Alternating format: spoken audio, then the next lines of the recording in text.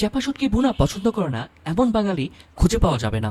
অসাধারণ স্বাদে চাপা শুটকি ভুনার রেসিপি শেয়ার করব আপনাদের সাথে। চলুন দেখে নেওয়া যাক চাপা ভুনা করতে কি কি লাগছে। প্রথমে আমি একটা প্যান বসিয়ে নিচ্ছি। প্যানে 1/3 কাপ তেল দিয়ে দিচ্ছি। দিয়ে দিচ্ছি 1/4 কাপ পেঁয়াজ কুচি। দিয়ে দিচ্ছি 1/3 কাপ রসুন কুচি। তারপর পেঁয়াজ ও রসুন কুচি অল্প কিছুক্ষণ ভেজে নিব সফট হওয়া পর্যন্ত।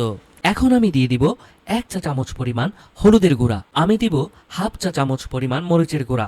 আপনারা আপনাদের পছন্দ অনুযায়ী ঝালটা দিয়ে দিবেন। দিয়ে দিচ্ছি পরিমাণ মতো লবণ।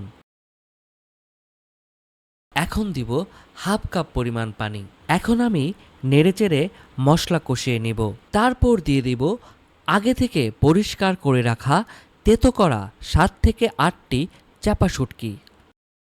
তারপর ঢাকনা দিয়ে ঢেকে অল্প আঁচে 5 মিনিট কষিয়ে নিব। কষানোর পর আমি ঢাকনা তুলে 1 কাপ পরিমাণ পেঁয়াজ ও হাফ কাপ পরিমাণ রসুন কুচি দিয়ে ভালো করে নেড়েচেড়ে অল্প আঁচে ঢাকনা দিয়ে ঢেকে 10 মিনিট রান্না করে নিব।